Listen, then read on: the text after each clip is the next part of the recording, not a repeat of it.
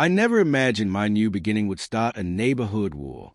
3 years ago, I moved into Sycamore Heights, a peaceful, tree-lined community with neat lawns and quiet streets. After a car accident left me with partial mobility in my right leg, I just wanted a place to rebuild my life. My name's Daniel, and I thought I'd found peace. The driveway was wide enough for my specialized van. The neighbors waved when I moved in, and everything seemed perfect. For once, I felt normal again. Then came the day I installed my disabled parking sign. It wasn't anything flashy, just a simple blue and white sign, officially approved by the city. I'd filed the paperwork, received my permit, and the crew came out early Tuesday morning to install it. I stood at my window, watching them dig into the curb and secure it in place. It felt symbolic, like reclaiming independence. But by Wednesday afternoon, something looked off. The sign leaned slightly to the side. When I walked closer, I saw deep scratches on the metal, as if someone had tried to bend it.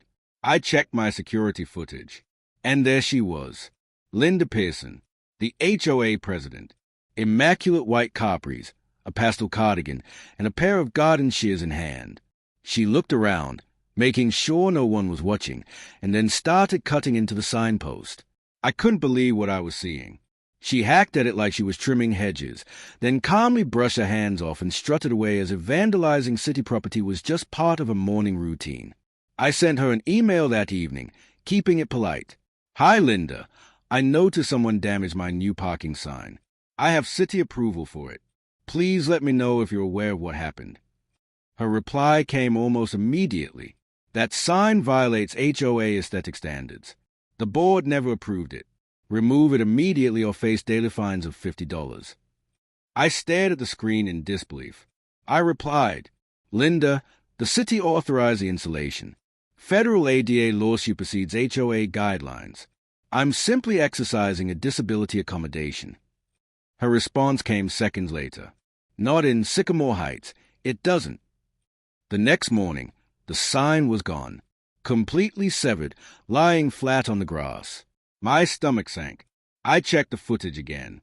Linda, 5:30 a.m. electric saw in hand, sparks flying as she sliced through the pole. And before walking away, she looked directly into the camera, smirking. That was it. I didn't yell or threaten. I didn't storm to her house. I simply smiled to myself and drafted another calm email. Linda, my sign appears to have been vandalized again. I'll be reinstalling it per city ordinance. I'm confident you'll understand the importance of compliance with federal accessibility laws. Her reply was immediate. Any new installations require HOA approval. Your application is denied in advance. What she didn't know was that I wasn't just another homeowner. I was an attorney. And not just any attorney. I specialize in property law. I dealt with corporate zoning boards, developers, and city ordinances far more complex than a neighborhood HOA. So I made a call to a contact in the city's planning department. I explained the situation. She sighed and said, Oh, her again? Don't worry, Daniel. We'll take care of it. By Friday, the sign was reinstalled, brand new, shiny, and standing proudly in front of my house. And this time, I made sure every inch of it was covered by cameras. A neighbor, Mark, helped me install a small motion-activated camera inside a birdhouse on my mailbox.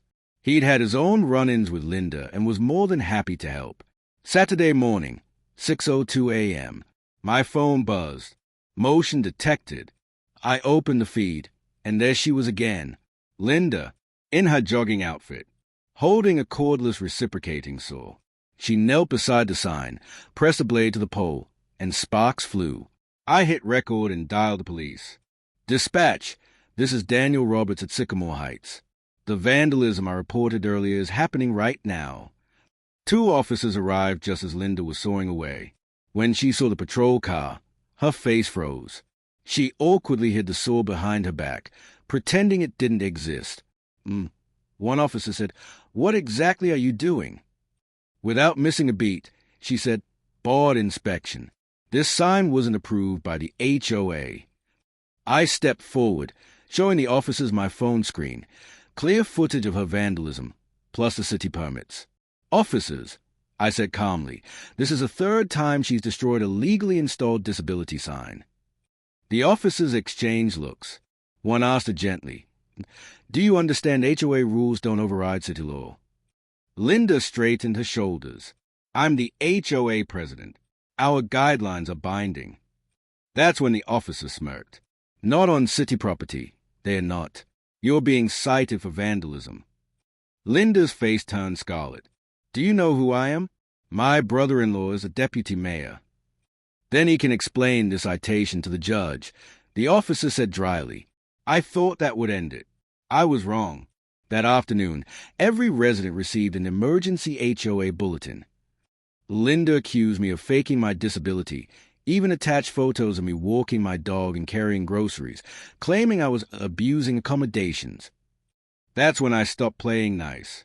I called my doctor, the city's Disability Resource Center, and a colleague who specialized in civil rights. Together, we prepared an injunction. The war was over the sign, but now it was about justice. 2 weeks later, the courtroom was packed. Linda Pearson entered like she owned the place, navy blazer, pearl necklace, and fake confidence plastered across her face. I represented myself. No theatrics, no tricks, just truth. When the judge, a sharp-eyed woman named Judge Michaels, entered, everyone stood. She had the kind of presence that could silence a room without saying a word. Linda's attorney began with a dramatic speech about community integrity and an authorized signage. He spoke of aesthetic harmony, architectural unity, everything except the part where Linda destroyed a city-installed accessibility marker with power tools. When it was my turn, I simply plugged in a flash drive and hit play. First clip, Linda cutting the sign with garden shears. Second, 5:30 a.m., electric saw, sparks flying. Third, the final attempt, caught red-handed as police arrived. Then I showed her emails, the threats, the denial of disability, the HOA-wide smear campaign.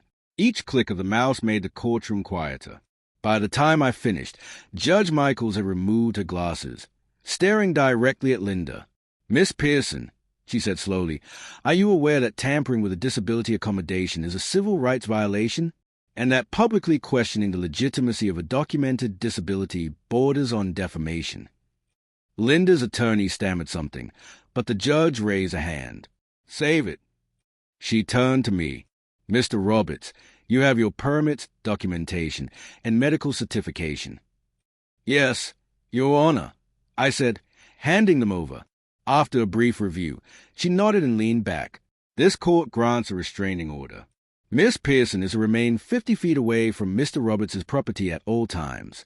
Furthermore, I'm imposing a $5,000 fine for civil rights violations and referring this case of potential criminal charges related to property vandalism." The color drained from Linda's face. But Judge Michaels wasn't done.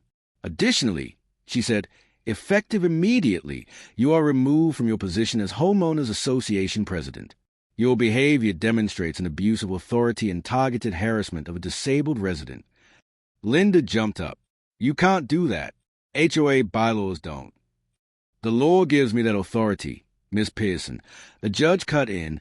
"Court officers, if she continues to interrupt, please remove her." The room went silent. When it was over, I walked out into the hall. Linda sat on a bench, staring blankly at her phone as a court order hit her inbox. For the first time, she had nothing to say. Outside, the air felt lighter. The sun caught the edge of that blue sign in front of my home, standing tall, just like me. For the first time since the accident, I felt something I hadn't in years.